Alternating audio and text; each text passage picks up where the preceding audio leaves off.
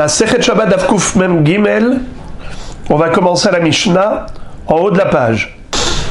Bet Shammai Omrim Ma'avirin Me'al HaShulchan Atzamot Uklipin, ou Bet Hillel Omrim Mesalek et Atavla Kula, ou Mena'ara.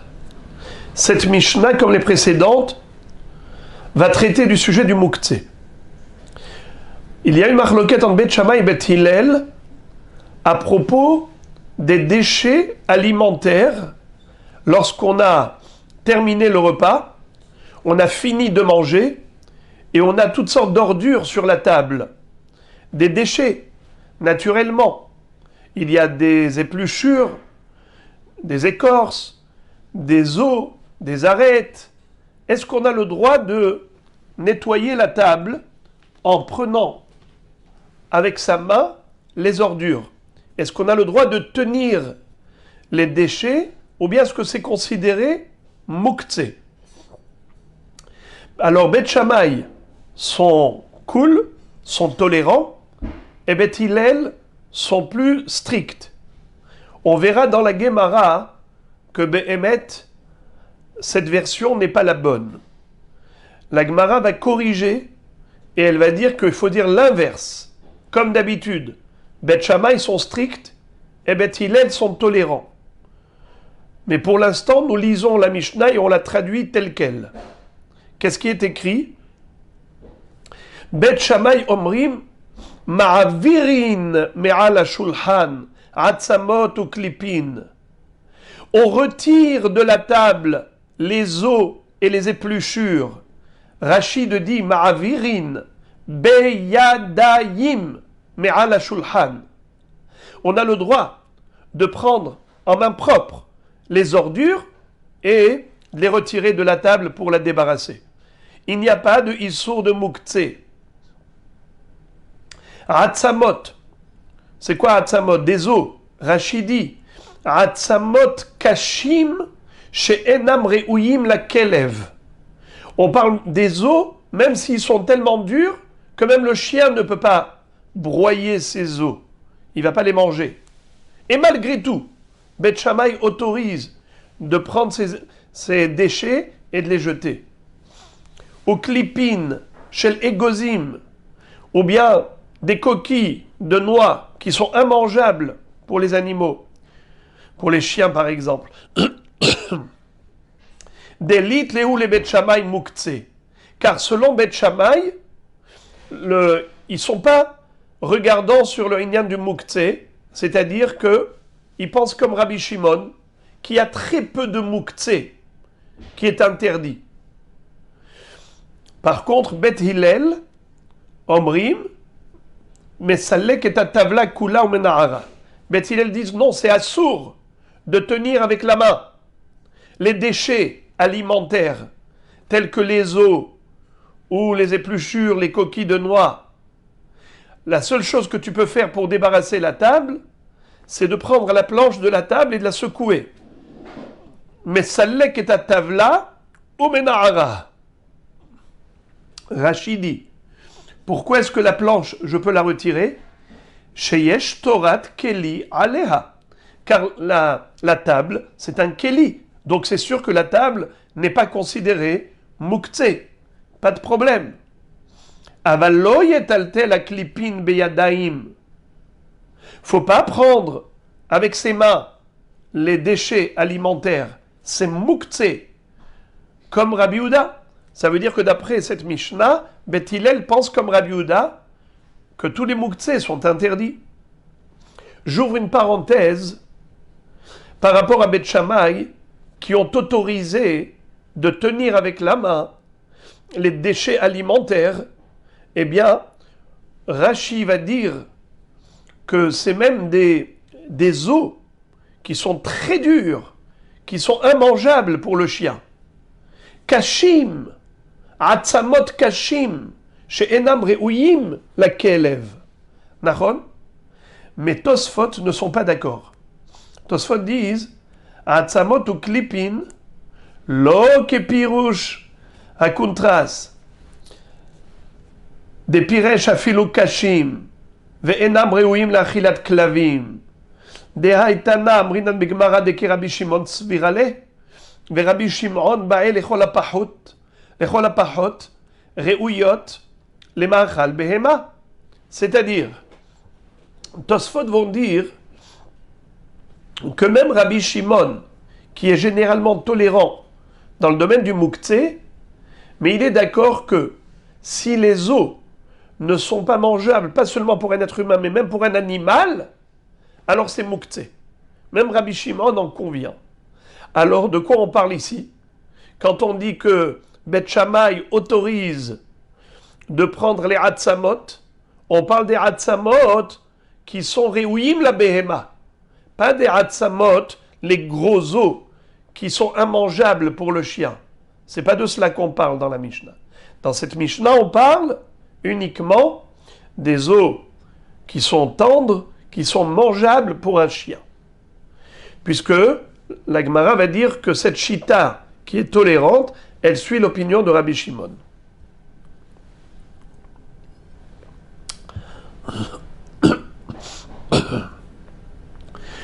Encore, la Mishnah continue en disant Ma'avirin milifne ashulhan, pirurim pachot mikazait, vese'ar shel afunim, vese'ar adashim, mipene shem ma'achal behema. C'est-à-dire que on a le droit de débarrasser la table, de la nettoyer, même des miettes de pain qui sont inférieures à kazaït, bien que on ne les mange plus, on ne va pas les manger puisque c'est des miettes, ou bien se'ar shel afunim, ce sont les écosses de petits pois, vese'ar shel adashim, les écosses de lentilles, ce sont des petits étuis. Vous vous souvenez, lorsque votre maman prenait les écosses et elle l'ouvrait pour retirer les petits pois? En France, on n'a pas vu ça. Mais étant jeune, je me souviens comment on ouvrait les écosses pour retirer les petits pois. Il y a fait méhod. Alors qu'est-ce qu'on fait avec l'écosse qui est une écorce? On la donne aux animaux. Puisque c'est Raoui la Behema, alors ce n'est pas Mouktsé. On n'a pas dit ici qui est l'auteur de cette phrase. Parce que précédemment, au niveau des Hatsamot et des Klipin, on a dit que c'est une mahloket entre Bet Shammai et Bet Hillel, mais maintenant, cette deuxième halakha, on a dit de manière générale que c'est permis, sans préciser qui est l'auteur de cette permission. A priori, tout le monde est d'accord. Étant donné que les pirourim, on peut les donner aux oiseaux, à ces poules, se'ar shel afunim, se'ar shel hadashim, on peut donner aux behemoth, alors ce n'est pas mouktsé. Et là, on n'a pas cité de mahloket. Troisième halakha de cette Mishnah qui est en rapport avec le nettoyage de la table, comme on vient de parler de nettoyer la table des ordures, maintenant on va parler d'essuyer la table avec une éponge. Sfog, im yeshlo or betahiza, mekanhin bo, ve'im lav, en mekanhin bo. Si on a une éponge et on veut essuyer avec une éponge mouillée la table, c'est assour. Parce que quand tu vas prendre l'éponge avec ta main et que tu vas presser sur la table, qu'est-ce que ça va causer? Eh bien, un essorage. Tu vas faire sortir le liquide qui est dans l'éponge. Et c'est assour de presser l'éponge pour extraire son liquide. Donc c'est assour.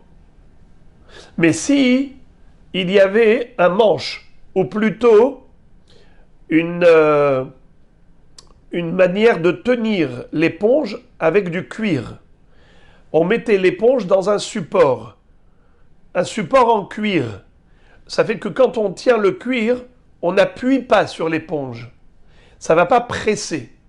Dans ce cas-là, on a le droit d'essuyer la table avec cette éponge, étant donné que le cuir qui a la forme de l'éponge, qui te permet de tenir, eh bien, ça va faire que, finalement, tu ne vas pas presser. Regardez Rashi. Or, bet ahiza. Bet ahiza shel or, sheyohazenu bo. Mais Catherine bo tavla. Alors, on a le droit d'essuyer la table. Mais sinon, s'il n'y a pas de or, il n'y a pas de cuir pour tenir le sfog, alors dans ce cas-là, c'est assour parce que on va presser l'éponge. Quel est le issour de presser l'éponge? Alors, ici, on nous rapporte une marloquette entre les rishonim. Certains disent que c'est assour mishum melaben, parce que quand tu vas extraire le liquide de l'éponge, c'est comme si tu lavais l'éponge, comme un vêtement, un tissu. Quand il y a dedans du liquide et tu vas l'essorer, eh bien, c'est considéré melaben, étant donné que c'est melaben, étant donné que tu es sort du tissu, tu es sort de l'éponge, tu es en train de laver l'éponge, c'est assour midin melaben. Ça s'appelle laver un tissu, assour Shabbat. D'autres disent que non. Ici, c'est de l'éponge qui est avec de l'huile, avec un liquide qui n'est pas de l'eau, et donc ce n'est pas melaben. Quel est le problème ici de presser l'éponge? C'est midin dash, comme presser des raisins, presser des olives. Pourquoi c'est assour de presser? Eh bien, c'est dash. C'est quoi dash? Battre le grain de blé pour extraire le contenu du contenant. Là aussi, tu veux extraire le contenu du contenant. C'est quoi le contenu? C'est de l'huile dans l'éponge. Et quand tu appuies sur l'éponge, tu fais sortir de l'huile. Et alors, qu'est-ce que tu as besoin de cette huile? Eh bien, c'est un joli chidouche. C'est qu'en fait, ils nettoyaient avec l'huile et ils allaient lisser la table et lui donner un éclat de manière à ce que l'huile qui allait être extraite de l'éponge allait nous servir. Exactement comme le jus du fruit qui est extrait du fruit. Je vous lis. המפרשים שאסור משום תולדה דדש סוברים שמדובר בספוג הטבול בשמן ולכן לא שייך בו כיבוס, il n'y a pas de problème de lavage. לפי שרק סחיטת מים מבד או מספוג נחשב כיבוס, אבל לא סחיטת שאר משקים שהם מלכלכים את הבד שנבלעו בו. אבל משום תולדה דדש יש לחייבו, אף על פי שאין חייבים משום תולדת דש כאשר המשקה הנסחט הולך לאיבוד, bien qu'ici le mashké il va les iboud, n'est-ce pas? Mais alors il dit ici le fiché kan eno ler leiboud et la mishtamesh bashemen anisrat measfog. Ici qu'étant donné qu'il va se servir de l'huile pour nettoyer, pour faire glisser les saletés, alors ça s'appelle eno ler leiboud. Il le fait pour s'en servir. Et là il veut rajouter une explication incroyable. Kanir e, comme ça il dit, il semblerait. שהיו טובלים את הספוג בשמן ומושכים בו את הטבלה כדי שלא ייבלעו משכין הנשפכים ושאר לכלוך וכדי שיהיה לה מראה מבריק. Il dit peut-être qu'à l'époque, quand il nettoyait avec une éponge huilée, c'était pour en effet graisser la table, qu'elle devienne imperméable par rapport à toute saleté, et aussi pour lui donner un effet de vernis, d'un éclat brillant. Tout cela, c'est pour essayer d'expliquer quel est l'intérêt de presser l'éponge pour avoir de l'huile.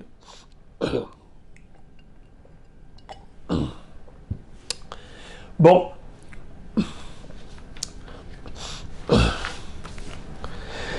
Maintenant, Benkar ou Benkar, nital be Shabbat, ve'eno mekabel tum'a. Qu'il y ait un sfog ou il n'y ait pas de sfog, pardon, qu'il y ait du or ou qu'il n'y ait pas de or, c'est-à-dire qu'il y ait un support pour tenir avec un cuir cette éponge, ou bien qu'il n'y ait pas de support de cuir, quand l'éponge est sèche, il n'y a pas de problème lorsque on le tient, puisque, en effet, ce n'est pas mouktsé. Ce n'est pas mouktsé. Rachidi nital be Shabbat, chez Nagouv, on parle d'une éponge sèche. Elle n'est pas mouktsé, que ce soit directement en tenant l'éponge ou indirectement en tenant par le support de cuir. Ve'eno mekabel tum'a.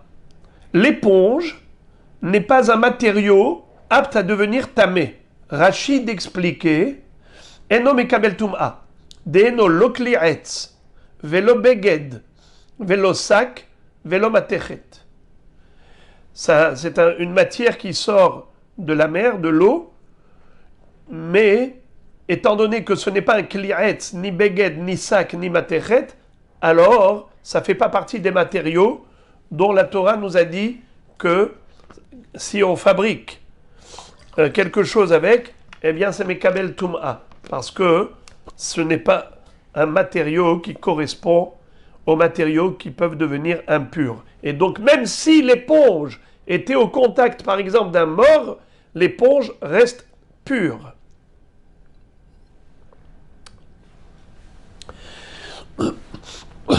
Gemara. Amar Rav Nachman, anu en lanu ela bet Shammai ke Rabbi Yehuda ou bet Hillel ke Rabbi Shimon.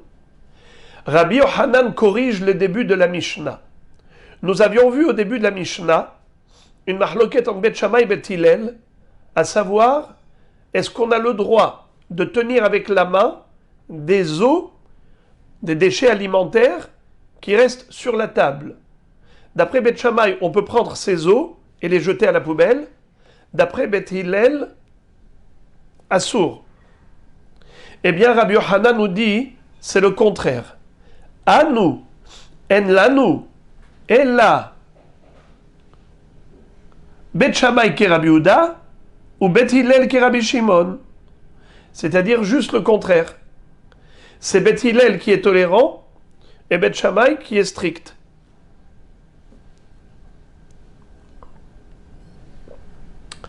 Puisque Rabbi Yehuda tient du Issour de Mouktsé pendant Shabbat, Rabbi Shimon ne tient pas de ce Issour, alors on fait une correspondance entre Bet Hillel et Rabbi Shimon, Bet Shammai et Rabbi Yehuda.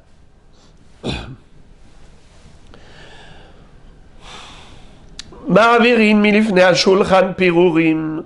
On a dit dans la Mishnah qu'on a le droit de nettoyer la table en retirant les miettes inférieures à un volume de kazaït. Mais sayal el Rabbi Yochanan, d'amar Rabbi Yochanan, pirurim shen baem kazaït asur le abdan beyad. La Gemara nous dit que cet enseignement correspond à l'opinion de Rabbi Yochanan, qui lui a dit qu'on n'a pas le droit de détruire et de mépriser des morceaux de pain, même s'ils sont minuscules, inférieurs à kazaït. Assour. Regardez Rashi. Assour le abdan beyad, midekatane ma'avirin beyadaim velo zarik leu. La Mishnah n'a pas dit zorkim, elle a dit ma'avirim. Ça veut dire retirer et pas jeter. Sous-entendu que même des miettes, on n'a pas le droit de les mépriser. C'est Rabbi Yochanan qui nous disait Assour les abdan beyad, même si ces miettes sont inférieures à kazaït. Et donc la Mishnah soutient cette halakha de Rabbi Yochanan. Vous avez compris que on est bien content lorsque nous retrouvons dans les Mishnayot une allusion à une halakha enseignée par un Émora, parce que ça lui donne plus de force à cette halakha. C'est une preuve. Encore, on a dit dans la Mishnah, Se'ar shel afunim. On a le droit de nettoyer la table de tous les déchets alimentaires, tels que les écosses de petits pois, écosses de lentilles. Mani, qui est l'auteur de cette phrase-là? Qui est l'auteur? Mani, Rabbi Shimon hi, delitle muktzeh. Évidemment, ça ne peut fonctionner que d'après Rabbi Shimon, qui lui est tolérant au niveau du muktzeh, et qui a dit qu'en effet, Ma'avirin milifnei hashulchan pirurim pachot mikazait, vechen se'ar shel afunim, ve'se'ar shel adashim, mipnei shu ma'achal behema. Très bien. Et la Gemara nous dit que même Rabbi Shimon a besoin que ce soit raoui les ma'achal behema, pour pas que ce soit muktzeh. Alors en tout cas, on a un gros problème avec la suite. Imasifa, lisons la suite de la Mishnah. Sfog, im yesh lo betachiza mekanchin bo, ve'im lav en mekanchin bo. Atan le Rabbi Yehuda, de amar davar shen mitkaven asur. C'est incohérent par rapport à la fin de la Mishnah. Car à la fin de la Mishnah, il est dit que on a le droit de nettoyer avec la table avec une éponge seulement si on a un sfog, seulement si on a un or, un support de cuir. Mais si on n'a pas du cuir pour tenir le sfog, c'est assour. Pourquoi c'est assour? Parce que quand tu vas essuyer, ça va presser l'éponge et ça va laisser couler un liquide qui est imbibé dans l'éponge. Et alors, moi, mon but, c'était pas de faire couler le liquide qu'il y a dans l'éponge. Mon but, c'est juste de nettoyer la table. C'est pas de presser l'éponge.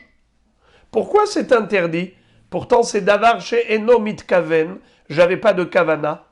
Réponse, c'est Rabbi Yehuda. On connaît la marloquette entre Rabbi Yehuda et Rabbi Shimon. Rabbi Shimon omer davar chez Eno mitkaven mutar. Rabbi Yehuda omer davar chez Eno mitkaven assour. Puisque Rabbi Yehuda pense que c'est assour, donc c'est lui l'auteur de la troisième partie de la Mishnah. Alors comment tu peux attribuer la deuxième partie de la Mishnah à Rabbi Shimon et la troisième partie de la Mishnah à Rabbi Yehuda? Au milieu, tu me dis Ma'avirin minifnei hashulchan pirurim pachot mikazait vese'ar shelafunim vese'ar adashim neshu ma'achal behema.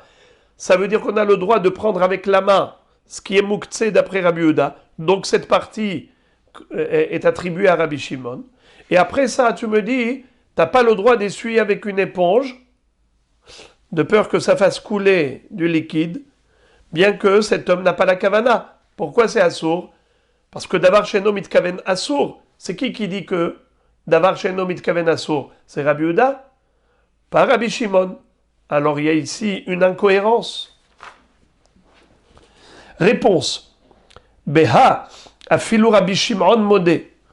De Abaye verava de Amre tarbayu. Modé Rabbi Shimon bipsi greche velo yamut.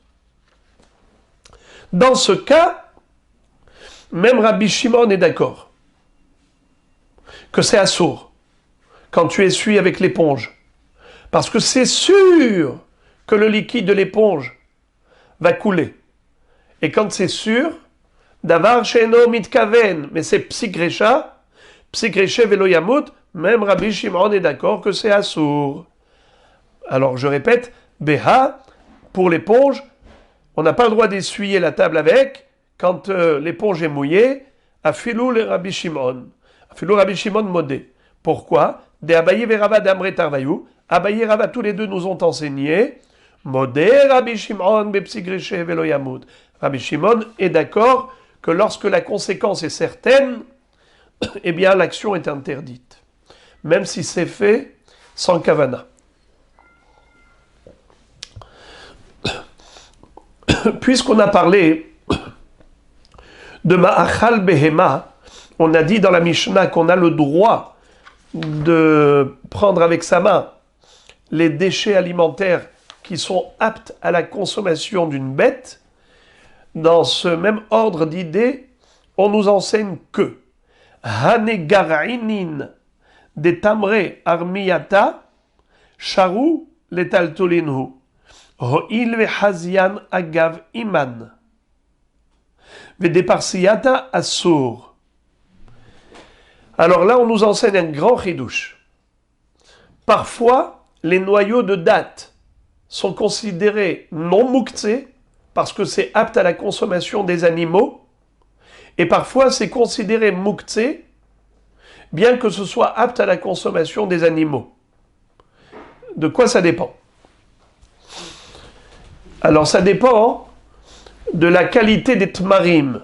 Est-ce que ce sont des tmarim venant de Perse, Parsiata, ou bien est-ce que ce sont des tmarim araméennes qui viennent du pays de Aram, si c'est Aramiata, des dates syriennes, Aram, alors dans ce cas-là, leur noyau de ces dates n'est pas Mouktsé. Par contre, les noyaux de Parsiata, c'est Mouktsé. Ma'evdel, quelle est la différence?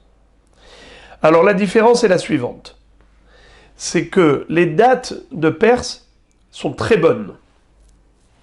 Donc l'homme a réservé ces dates Madjoul pour la consommation de l'homme.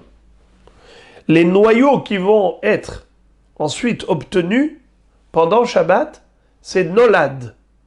C'est une nouveauté qui maintenant est apte à l'animal. Mais le noyau faisait partie intégrante de la date qui était réservée à l'homme et pas réservée à l'animal. Et par conséquent,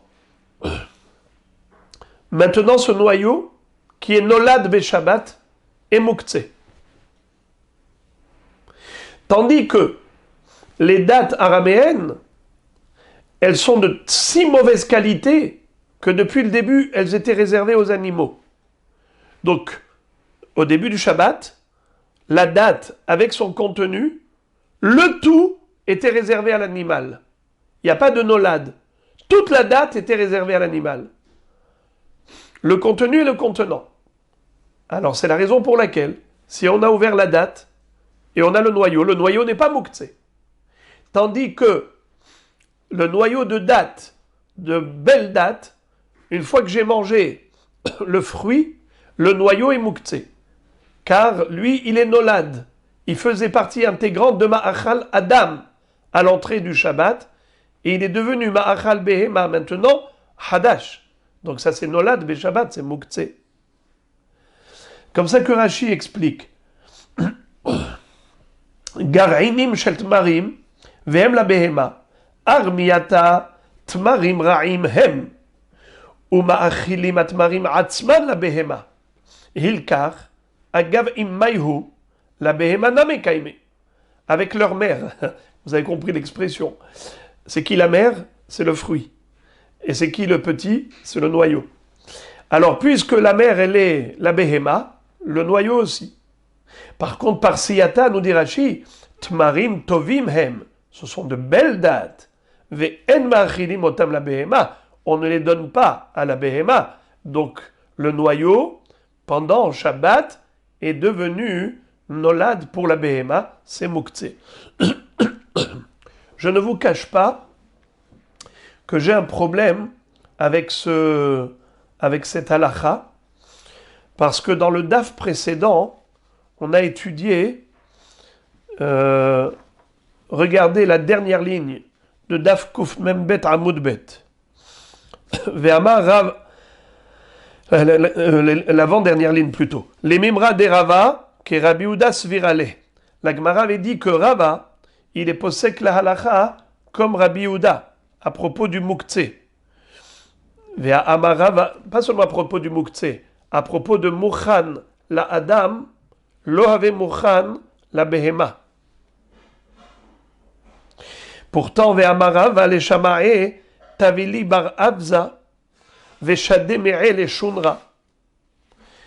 Il lui disait pendant Yom Tov, fais-moi la shrita d'une oie, de cette volaille, et les intestins, tu les donneras au chat. Les boyaux, je ne vais pas les manger pendant Yom Tov, donne-les au chat. Et la Gemara se demandait, mais pourtant, à l'entrée du Shabbat, la poule, l'oie, elle était entièrement destinée à l'homme, à Rava. Et après ça, pendant Yom Tov, on a fait la shrita et on a séparé les deux parties. Le contenu, le contenant. La volaille avec ses boyaux. Et là maintenant, la Gemara demande, ici on a un problème de Mouktsé avec ces boyaux-là. Regardez la dernière ligne de Rashi. Shademe'el et Shunra. Alma metaltelehu mishum Shunra. Ve'afalgav dea idana lo hazela adam. Delav orahara li michla beyom tov. Umiume etmol le adam avukaime. Au début de Yom Tov, c'était une noix réservée à l'homme. Alors, quelle fut la réponse de la Gemara? La réponse de la Gemara, c'était Hatam kevan de masrah d'arter il avait me'etmol. Étant donné que il savait, l'homme, que pendant Yom Tov, il ne pourra pas profiter des intestins, donc depuis le début de Yom Tov, il se dit, si je vais manger la volaille, mais les intestins, je les donnerai aux chats. Je donnerai aux animaux. Alors tout va bien. Ok, mais céder. Mais qu'est-ce qu'on fait avec le problème de Moukhtse? Qu'est-ce qu'on fait avec le problème de Moukhtse? Il y a ici un nolad. Pourquoi à propos des noyaux de date, tu me dis que c'est nolad, c'est Moukhtse? Bien que ce soit Raoui la Behema. Pourquoi est-ce qu'on ne dirait pas, comme on a dit pour le bar Avza, comme on avait dit pour la volaille? À l'entrée de Yom Tov, il avait l'intention de faire la shrita de la volaille, de manger ce qui est mangeable pour l'être humain, et de donner au chat les boyaux, les intestins.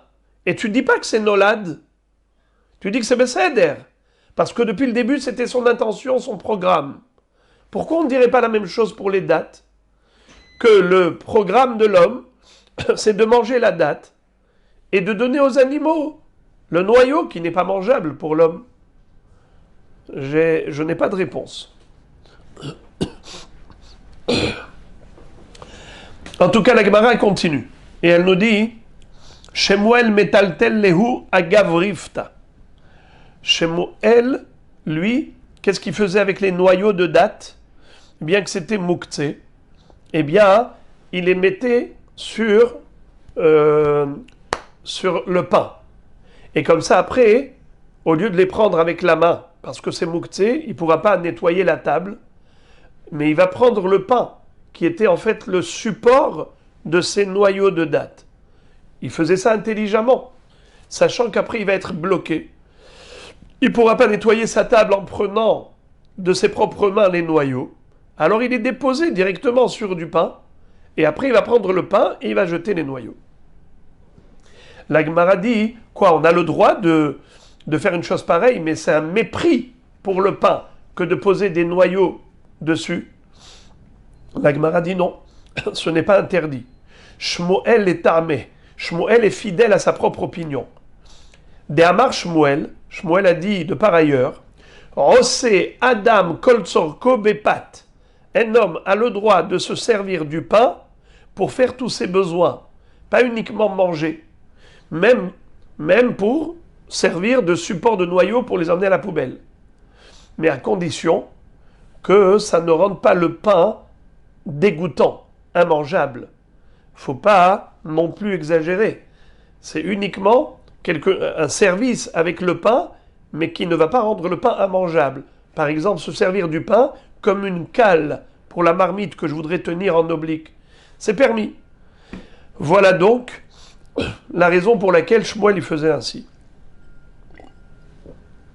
Rabba, qu'est-ce qu'il faisait avec les noyaux de date? Metaltelehu agav lakna de maya. Il avait une cruche d'eau et il mettait dans la cruche d'eau les noyaux de date. Et puisqu'il pouvait prendre la cruche d'eau, il prenait les noyaux de date avec. Rav Huna, Bere de Rav Yoshua, Avid Lehu, qui grave gelrei. Lui, qu'est-ce qu'il faisait, Rav Huna? Il n'avait pas besoin ni de pain, ni de cruche. Qu'est-ce qu'il a fait? Il mettait les noyaux de date devant lui. Et ça faisait un monticule de noyaux. À un moment donné, ça devient dégoûtant. On a une halakha qui dit que toute chose qui écœure, toute chose qui est dégoûtante, n'est pas moukhtse. On a le droit de la prendre pour la retirer et l'emmener à la poubelle. La faire sortir à l'extérieur. Hachamim ont été tolérants sur ce plan, que tout ce qui écœure l'homme et qui porte atteinte à la dignité humaine, ils ont été tolérants. En l'occurrence, ils ont permis de de retirer le monticule du noyau. Amar le Ravashi le Amimar vechi osin graf shel re'i lechatechila. Rav Ashi va dire à Amimar, quoi, on a le droit d'amonceler sur sa table des noyaux de dattes et fabriquer le graf shel re'i. Graf shel re'i, c'est le fameux pot de chambre. J'ai oublié de traduire, parce que je ne l'ai pas traduit parce qu'on l'a déjà vu plusieurs fois. Graf shel re'i, à l'époque où les gens n'avaient pas de toilette à la maison, alors ils avaient un pot de chambre, et durant la nuit, ils se servaient, et après en journée, ils allaient le faire sortir à l'extérieur. Eh bien, Shabbat, on a le droit de le mettre, le sortir de la maison, de l'amener dans la cour, bien sûr pas dans le Rishut Harabim, mais dans la cour, pour pas avoir quelque chose de dégoûtant à la maison. Eh bien, c'est permis. La Gemara dit, ok, une fois qu'on l'a, on l'a, le graf shel re'i. Mais là, tu crées une situation de graf shel re'i en amoncelant ces noyaux de dattes. Vechi osim graf shel re'i lechatechila. Rav Sheshet, lui, faisait autrement. Rav Sheshet zarik leu belishne. Rav Papa zarik leu achore amita. Amro alav al Rabbi Zecharia ben Avkulas shaya mahzir panav achore amita vezorkan. Rav Sheshet, Rav Papa et Rabbi Zecharia ben Avkulas, les trois, quand ils mangeaient des dattes et qu'ils avaient dans la bouche le noyau de dattes ou le noyau d'olive, eh bien, ils l'envoyaient directement avec la bouche, ils le jetaient soit derrière eux, derrière l'endroit où ils s'asseyaient, et c'est comme ça que après Shabbat, ils allaient balayer. Mais de manière à ne pas avoir besoin de prendre avec leurs mains ce qu'ils considéraient muktzeh. Hadran alach notel adam et beno. Et maintenant, on va entamer, Be'ezrat Hashem, le 22e chapitre de Masechet Shabbat. Perek Havit. Allons-y. Havit, shenish bera. Matzilin hemena. Mazon shalosh seudot. Imaginons qu'on ait une havit, un tonneau en argile qui a été fissuré. Il y avait dedans du vin, ou de l'huile d'olive, ou du miel. Eh bien, ça coule, ça coule. On a le droit d'apporter des kelim, des récipients, et de sauver ce qui coule, mais juste pour 3 seudot. Les 3 sérodot shabbatiques. Ce qu'on va consommer ce Shabbat même pendant ces 3 sérodot. Mais au-delà de cette quantité de 3 sérodot, on n'a pas le droit. Pourquoi on n'a pas le droit? De peur que la personne, si elle a besoin d'autres récipients pour tout sauver, elle pourrait oublier que c'est Shabbat, courir dans la rue, aller chez le voisin et ramener de chez lui des récipients vides pour récupérer ce qui coule. Et comme Adam Bahul al-Mamono, l'homme, il est saisi de panique lorsqu'il est question d'argent, il peut oublier que c'est Shabbat et faire la Avera de Hotza'a Birshut Harabim. C'est pour cela que Hachamim l'ont restreint et l'ont limité au sauvetage du minimum, juste 3 sérodot.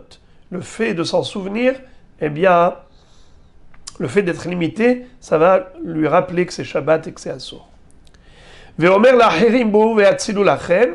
Il a le droit également de dire aux autres, vous également, vous avez le droit de sauver Mazon Shalosh Seudot pour vous, pas que moi.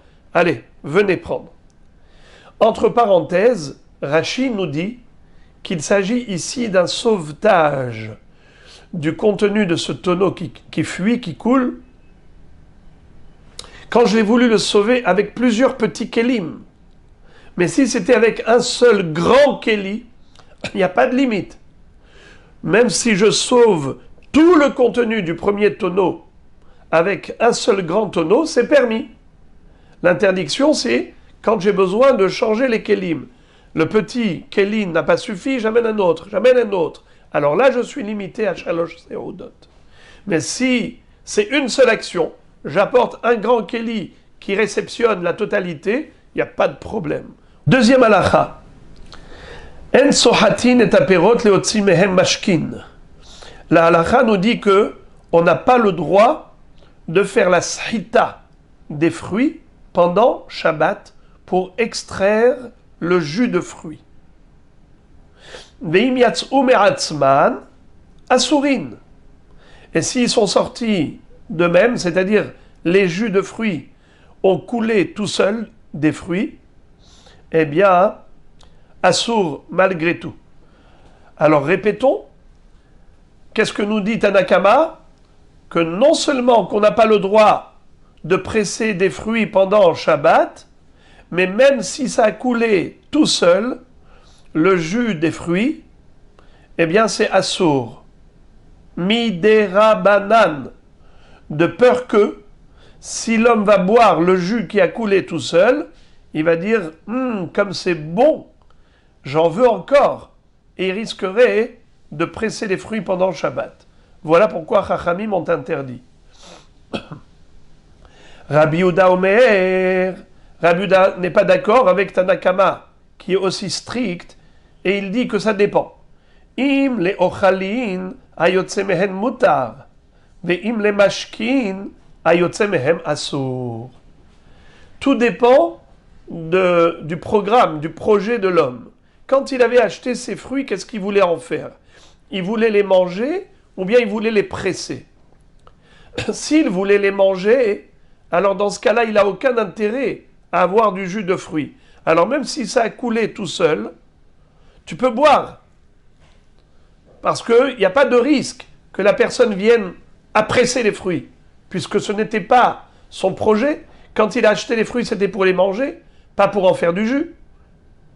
Tandis que si il avait acheté les fruits initialement pour les presser, alors maintenant, pendant Shabbat, c'est sûr qu'on n'a pas le droit de presser, mais si ça coule tout seul, ai-je le droit de boire? Réponse non. Même Rabbi Yehuda est d'accord que c'est assour, car étant donné que la volonté de l'homme, c'était justement de presser ses fruits, si tu lui permets de boire ce qui coule tout seul, il risque d'être tenté et de presser en oubliant que c'est Shabbat.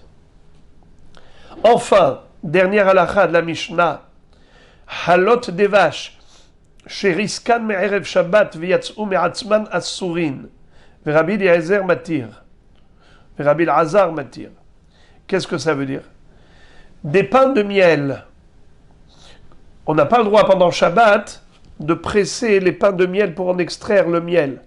Mais si ces pains de miel avaient été déjà écrasés avant Shabbat pour en extraire le miel qui se trouvait dans les alvéoles. Et maintenant, pendant Shabbat, ça coule tout seul. Ai-je le droit de prendre ce miel à sourd? Tanakama dit à sourd. Rabbi Elazar dit mutar. Nachon? Pourquoi est-ce que Rabbi Elazar dit que c'est mutar? Il dit parce qu'il n'y a pas de risque que la personne vienne à presser, puisque c'est déjà pressé, ça coule tout seul. Tandis que Chachamim, pourquoi ils ont interdit? Parce qu'ils ont dit, si tu permets aujourd'hui de récupérer le miel qui coule de pain de miel qui a déjà été pressé avant Shabbat, qui a déjà été comprimé avant Shabbat, eh bien, la personne pourrait être tentée un autre Shabbat de récupérer le miel de halot vache chez l'oriskan me'erev Shabbat. Et là, il va presser et ça peut être il va faire un issour. Mishnah. Tana. La Gemara commence par une braïta. Lo ispog bayain velo yitapeyach bashemen shelo yaase kederech shu ose behol. Qu'est-ce que ça veut dire? De l'huile ou du vin qui ont coulé pendant Shabbat sur la table, par exemple. Ça a coulé. Est-ce que j'ai le droit de récupérer ce liquide pendant Shabbat? Comment je vais récupérer? Eh bien, je peux prendre par exemple une éponge, une grosse éponge, une grosse éponge et je pose sur le vin, pardon, sur l'huile. En l'occurrence, on parle de yain, comme ça dit la Braïta. Lo ispog bayain. Le sfog, l'éponge, ne la mets pas dans le vin. Ah, je sais ce que tu veux faire. Tu veux que le vin rentre dans l'éponge, et après Shabbat, tu vas presser l'éponge et tu vas récupérer le vin. C'est très astucieux. Mais Hachamim t'interdisent. Parce que ça s'appelle Ovdin Dehol. C'est un acte qui ressemble aux actes profanes de la semaine. Également, Loyetapeyah bel shemen. Imaginons que c'est de l'huile qui a coulé. Je veux récupérer cette huile d'olive. Qu'est-ce que je fais? Je prends un verre ou une assiette, je mets ma main dans l'huile, elle est pleine d'huile, et après je racle ma main au bord de l'assiette ou du verre, et c'est comme ça que je récupère le liquide. Tac, tac, tac. Donc, le vin est récupéré avec l'éponge, l'huile avec la main. Pourquoi c'est interdit pendant le Shabbat? Pour pas faire comme on a l'habitude de faire en semaine. Question. Est-ce que tout ce qu'on fait en semaine, on n'a pas le droit de le faire Shabbat? Si par exemple, en semaine, on se gratte le front, alors on n'a pas le droit Shabbat de se gratter le front. Si en semaine, on mange avec une cuillère, alors Shabbat, on va nous interdire de manger avec une cuillère. C'est quoi cette histoire? Ne pas faire un acte qui ressemble à ce que tu fais en semaine. Il y a beaucoup de choses que je fais Shabbat et pourtant je les fais aussi en semaine. Il n'y a pas d'interdiction. Quelle est l'idée? Quel est le principe? Alors, le principe, c'est deux choses. Soit que l'action ressemble à une melacha, soit que l'action peut nous entraîner à faire une melacha. C'est à ce moment-là que nous interdictions l'acte par rapport à ce qu'on appelle Ovdin Dehol. Mais sinon, quelque chose qui n'a aucun rapport avec la melacha ou qui ne peut pas nous entraîner à la melacha n'est pas traité de Ovdin Dehol. Très bien. Tanoura Banan. Encore un interdit qui est Asur Mishum Ovdin Dehol. Ovdin, en araméen, ça veut dire action. Maaseh. Tanoura Banan, la Braïta nous enseigne Nit pazru lo perot b'hatzer, melaket al yad ve'ochel, אבל לא לתוך הסל ולא לתוך הקופה, שלא יעשה כדרך שהוא עושה בחול. Un homme qui a dans sa cour des fruits dispersés. Ça veut dire que les fruits sont tombés de la corbeille et hop, tout est dispersé dans la cour. Maintenant, lui, qu'est-ce qu'il veut faire? Il veut les récupérer. Il prend la corbeille et il ramasse. Assour. Qu'est-ce qu'il peut faire? Il peut les soulever, prendre les fruits, les récupérer, mais les manger au fur et à mesure. Mais pas les ramasser. Pourquoi? Et là, il faut comprendre où est le Ovdin de Hol qu'il y a ici. Alors, on a ici des explications des Rishonim. Le Ramban dit qu'il s'agit ici des fruits qui se sont mélangés à des gravions, à de la saleté, à toutes sortes d'objets qui sont sales. Des morceaux de bois, des morceaux de afar. Alors, quel est le problème ici? Ce n'est pas considéré comme borer. Il n'y a pas de issour de borer parce que de deux choses l'une. Soit les fruits sont grands, nachon,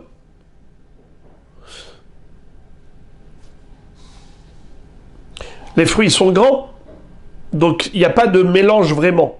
C'est pas considéré borer. Soit que, étant donné qu'il prend le bon du mauvais, c'est pas borer.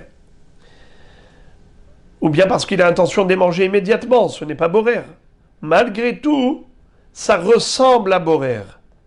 Étant donné que ça ressemble à borer qui a l'intention de séparer le bon du mauvais, mais pas pour manger immédiatement, pour garder pour plus tard, et ça c'est assourd, même quand on prend le bon du mauvais, alors ça ressemble à cela. Pourquoi est-ce qu'ici il n'y a pas de borer? Parce que comme on a dit que c'est des choses grandes, et donc il n'y a pas de borer, malgré tout ça ressemble à borer, et qu'est borer les harzman. Voilà pourquoi c'est Ovdin des Hol.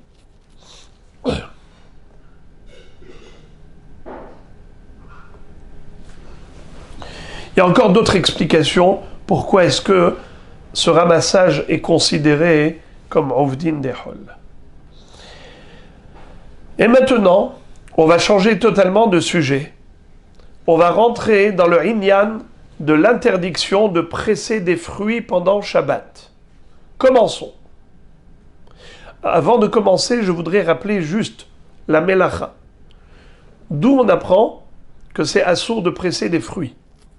Où est-ce qu'on retrouve cela? Dans le Mishkan. Le Mishkan, c'est la référence de toutes les Melachot. Alors en effet, quand on voulait obtenir des grains, des graines qui se trouvaient dans des plantes, il fallait battre la plante, par exemple, l'épi de blé, les gerbes de blé, on a besoin de battre l'écorce pour que le contenu, c'est-à-dire la graine, sorte à l'extérieur. Ça s'appelle dash. Alors, pareil, à chaque fois que je presse un fruit, je suis mefarek, le contenu du contenant. C'est tolda des dash. Mais maintenant, nous allons voir qu'il y a une grande discussion entre les Tanaïm, à savoir quels sont les fruits qui sont frappés d'interdiction de Shita Minatora, et lesquels qui sont que Midera Banan, et lesquels qui seraient totalement permis. Je vous donne dès à présent le principe. Les fruits qui sont faits spécialement pour leur jus, c'est-à-dire qu'on les cultive spécialement pour leur jus, c'est les raisins et les olives. Les raisins pour fabriquer du vin et l'olive pour avoir de l'huile d'olive. Ça, ce sont des fruits qui sont assour minatora. On va voir après le din des autres fruits. C'est ça là, maintenant l'introduction. En soratin et aperot, on a vu dans la Mishnah que c'est assour de presser des fruits. Amar Rav Yehuda Amar Shmuel. J'ai oublié d'introduire encore la mahloket entre Rabbi Yehuda et Chachamim qu'on a vu dans la Mishnah. Quel est le din de jus de fruits qui a coulé tout seul pendant Shabbat? Donc c'est sûr que Minatora, il n'y a aucun issour. Est-ce qu'il y a issour des Rabbanan de boire ce jus? D'après Chachamim, oui. D'après Rabbi Yehuda, ça dépend. Si ces fruits avaient été achetés pour les manger, alors dans ce cas-là, il n'y a pas de risque que si tu permettes à cet homme de boire le jus qui a coulé pendant Shabbat, qu'il vienne à les presser. Tandis que si ces fruits étaient initialement achetés pour les presser, alors dans ce cas-là, même Rabbi Yehuda est d'accord avec Chachamim d'interdire la boisson de ce jus qui a coulé seul, de peur que l'homme vienne à être tenté de presser le fruit lui-même. Ok. Amar Rav Yehuda Amar Shmuel. Shmuel donne une interprétation à cette marloquette et il dit Modéaya Rav Yehuda la Chachamim bezetim va'anavim maïtama kevan delishita ninhu yahiv da'ate. Shmuel nous dit attention, même si dans la Mishnah tu as vu que Rabbi Yehuda a autorisé de boire le jus de fruits, si les fruits étaient achetés pour être consommés solides et non pas pour en faire du liquide, c'est uniquement pour les fruits classiques, mais pas pour les olives, pas pour les raisins. Car les raisins et les olives, même s'il les a achetés pour les manger, mais étant donné que la majorité de l'utilisation de ces fruits, c'est le pressage, c'est d'en faire du vin et de l'huile d'olive, alors là, même Rabbi Yehuda est d'accord qu'il y a un grand risque que l'homme soit tenté de presser ces fruits, bien que lui, spécialement, il les a achetés pour manger. Mais maintenant que ça coule, il commence à boire le jus qui a coulé, le jus de raisin et tout, eh bien, là, il y a un risque. Je répète, Maïtama, pour quelle raison Rabbi Yehuda serait d'accord? Kevan delis hitaninhu yaivdate. Puisque généralement, raisin et olive, c'est fait pour la srita, l'homme risque d'être tenté par la boisson. Entre parenthèses,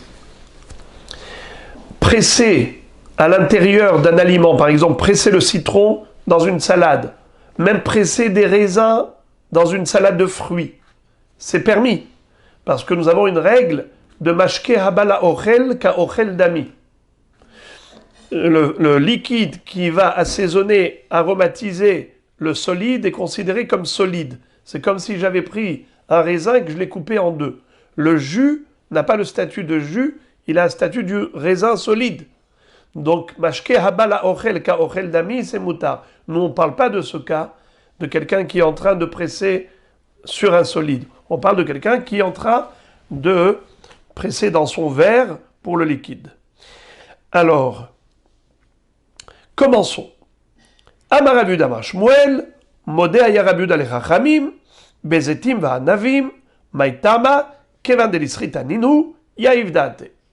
Bien que cet homme ait acheté les raisins et les olives pour les manger, Rabbi Yehuda est d'accord avec Chachamim pour dire que si le jus a coulé de ses raisins ou l'huile de ses olives, assourd de profiter de ce liquide pendant Shabbat, de peur que l'homme soit tenté à presser les olives ou les raisins, car en effet, la majeure partie de l'utilisation de ces fruits, c'est le pressage. Donc il pourrait très facilement basculer d'un programme à l'autre. C'est-à-dire, au lieu de manger en tant que solide, il voudra du coup profiter du liquide et donc venir à les presser.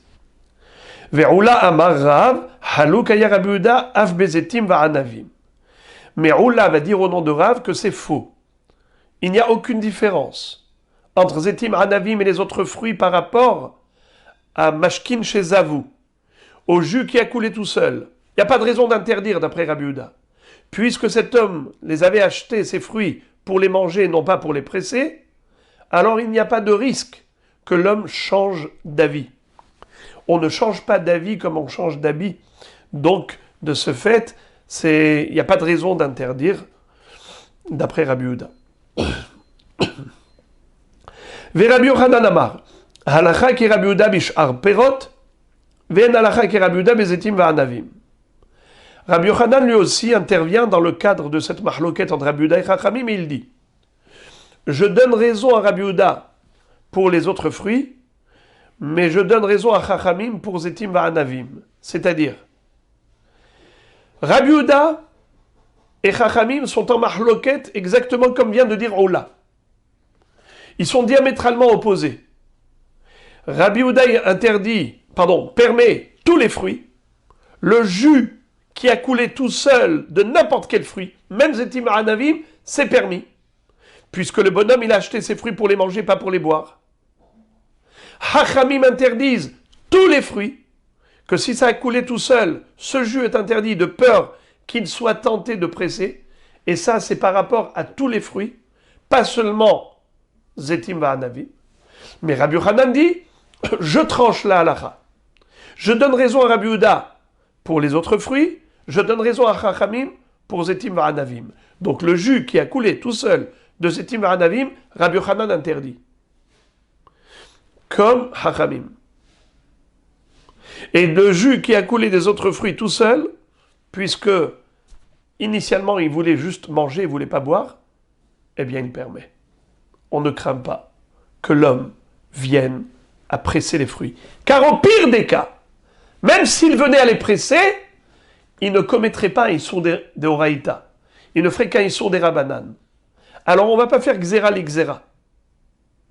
On ne va pas interdire de boire le jus, de peur que cet homme-là aille presser des fruits qu'il avait l'intention de manger au début.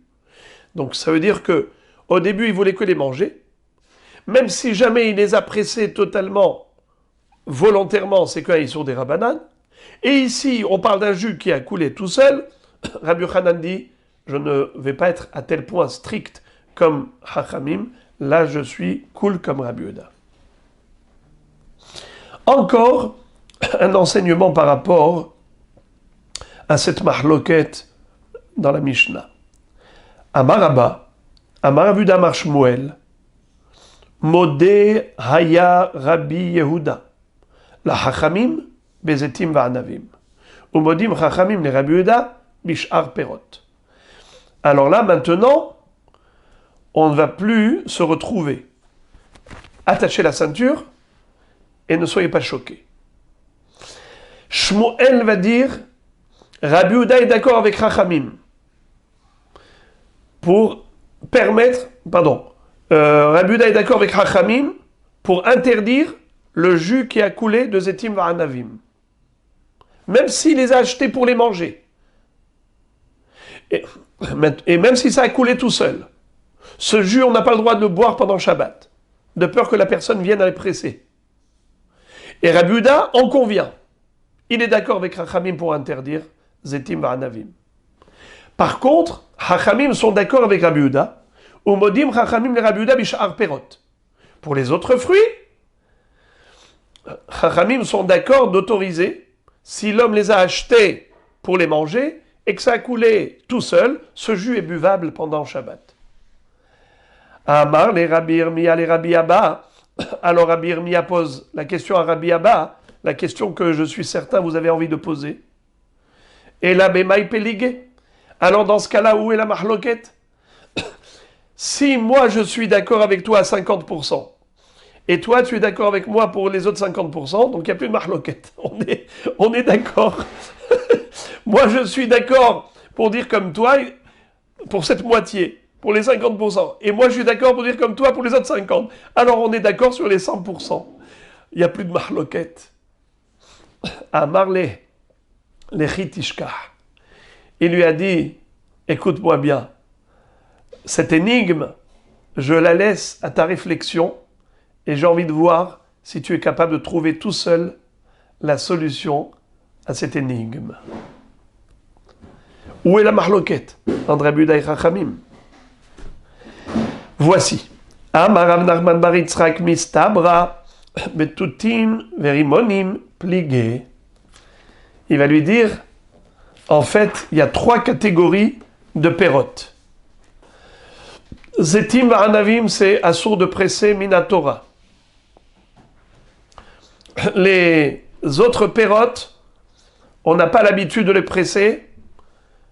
Il y a très peu de probabilité qu'on vienne à les presser. Et il y a tutim verimonim. Tutim verimonim, la majorité des gens les mangent, mais beaucoup de gens les pressent. Regardez ce que dit Rashi, au milieu de la page. Mistabra betutim verimonim pligé, des ika des baouleu les mashkin. Il y a ceux qui veulent du jus de grenade, ce qu'on appelle du vin de grenade, et également des mûres, des tutim, de jus de fruits rouges. Ika des baouleu les mashkin. Il y a des gens qui les achètent pour les boire et non pas pour les manger. Il kach bashvuleu rabanan kezetim va'anavim. C'est la raison pour laquelle Chachamim vont dire que c'est comme zetim va'anavim. Ve Rabbi Yehuda palig alayu. Et Rabbi Yehuda dit non. La majorité de la consommation de ces fruits, c'est pour ochel, pas pour mashke. Donc on doit aller selon la majorité. Aval sh'ar perot, leka debaro leo les mashkin, il kar modur abanan bahem. Par contre, les autres fruits, il n'y a pas de mahloket. Car les gens en général achètent les fruits pour les manger, pas pour les presser. Donc je reviens à ce que vous disiez tout à l'heure, que de nos jours, c'est vrai que la gastronomie a changé. Avec les moyens de pressage qu'on a avec les appareils sophistiqués, alors c'est vrai qu'aujourd'hui, les gens achètent des fruits pour les presser. Et encore, peut-être pas dans toutes les maisons, mais c'est sûr que la donne a changé. Mais à l'époque de la Gemara, qu'est-ce qu'on nous enseigne? Qu'on a 3 catégories de fruits. Zetim va'anavim, tout le monde est d'accord que c'est fait pour le mashké. Et donc c'est Asur Minatora. Les autres pérotes, tout le monde est d'accord que c'est fait pour le ochel. Donc il n'y a pas de issour de les presser. Zetim, Tutim Verimonim, Tutim Verimonim, ça ressemble à Zetim Va'anavim d'après Chachamim, ça ne ressemble pas à Zetim Va'anavim d'après Rabbi Yehuda. Là ici, on ne parle pas de presser, on parle du jus qui a coulé tout seul. Le jus qui a coulé tout seul, quel est son din? Est-ce que j'ai le droit de boire ou pas? Les fruits, je les ai achetés pour les manger, pas pour les presser. Chachamim disent interdit, car Tutim Verimonim, c'est fréquent de les presser, et donc ça ressemble à Zetim Va'anavim. Si Rabbi Yehuda, tu es d'accord que Zetim Va'anavim, même si on les a achetés la achila, on n'a pas le droit de boire leur jus, alors c'est pareil pour Tutim Verimonim. Car il y a pas mal de gens qui achètent Tutim Verimonim pour boire. Rabbi Yehuda dit non. Pour moi, je compare Tutim Verimonim à Sh'ar Perot, et pas Zetim Va'anavim. Et par conséquent, le jus qui a coulé tout seul des Tutim Verimonim est permis. Des Tanya, comme il est écrit dans la braïta suivante, Zetim, Shemashach mehem shemen, Va'anavim, Shemashach mehem yain, V'ich nisan, ben leochel ben lemashkin, Hayotze mehem asur. Des étimes desquels a coulé le shemen. Ici, il faut lire entre parenthèses, non pas mashach, mais nimshach. Car Rashi nous dit Zav hashemen me elav. Rashi dit que ici, lui, il a coulé tout seul. Donc zetim shemashach mehem shemen, c'est comme si c'était écrit zetim Shenimshach mehem shemen. Comme si lui, il a coulé tout seul, toute seule de l'olive. Anavim shemashach mehem yain. Ou des raisins desquels le vin a coulé tout seul. Et seulement vous êtes étonnés. Alors pourquoi c'est écrit mashach au lieu de nimshach? Rashi donne un exemple. Il dit neharot à moshrin. Les fleuves qui sont moshrin. Ça veut dire quoi un fleuve qui est mosher? Un fleuve dont l'eau coule toute seule. Et pourtant on appelle ça moshrin, qui coule. Alors là aussi, qui coule tout seul. V'ich Nissan, ben leochel ben lemashkin. Et l'homme, quand il avait acheté ses étimes et ses anavim, il les a achetés que ce soit la achila ou que ce soit les mashké. Hayotse mehem asur. Le jus qui coule pendant Shabbat de lui-même est interdit à la boisson de peur qu'il arrive à les presser, et presser des étimes anavim, c'est asur minatora asur. Par contre, Tutim shemashach mehem maim, des murs desquels a coulé l'eau. Qu'est-ce que ça veut dire l'eau? Le jus de ces Tutim, ça s'appelle mei Tutim, l'eau des Tutim. Verimonim shemashach mehem yain, ou bien des grenades desquelles a coulé le jus de grenade qu'on appelle le vin de grenade. Pourquoi il s'appelle vin? Moi j'aurais dit parce qu'il a la couleur rouge.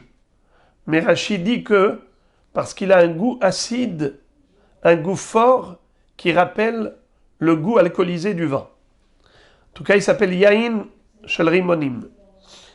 Veich Nissan, et il les a fait rentrer chez lui. Lichnos, ça veut dire il les a achetés, il les a ramenés à la maison. Veich Nissan, les ochalin, ayotse mehem mutar. Les mashkin velistam, ayotse mehem asur. Si l'intention première était de les manger en tant que solides, alors dans ce cas-là, même si ça a coulé tout seul, ce jus est permis. Si ça a coulé tout seul, ce jus est permis. Pourquoi? Parce que nous ne craignons pas qu'il aille presser les Tutim Verimonim, vu qu'il les a achetés d'emblée pour les manger. Mais si la kavana première, c'était de les acheter, les mashkin, o listam, soit pour en faire du jus, soit stam, stam ça veut dire aucune intention, ni les ochel, ni les mashke. Il n'avait pas de but précis. Dans ce cas-là, ma'adin, ayotse mehem asur. Divrei Rabbi Yehuda. Voyez-vous que Rabbi Yehuda lui-même est d'accord d'interdire les tutim verimonim shemashach mehem yain, les mashkin, si c'est les mashkin. Par contre, si c'est les ochalin, moutar. Il en ressort clairement de cette braïta, comme avait dit Rav Nachman bar Yitzhak, que lorsqu'on a acheté des fruits, la achila, dans ce cas-là, quel est le din? La achila, alors le jus qui a coulé tout seul est permis, d'après tout le monde. Si j'ai acheté les shtia, alors là c'est différent.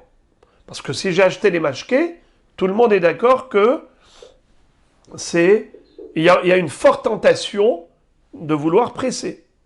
D'accord? Mais si j'ai acheté la achila, je ne vais pas changer d'avis, car on n'a pas l'habitude de presser les fruits. Tandis que zetim ba'anavim, ben la achila, ben la shtia, tout le monde est d'accord que je n'ai pas le droit de boire le jus de fruits, car généralement ce sont des fruits que l'on presse.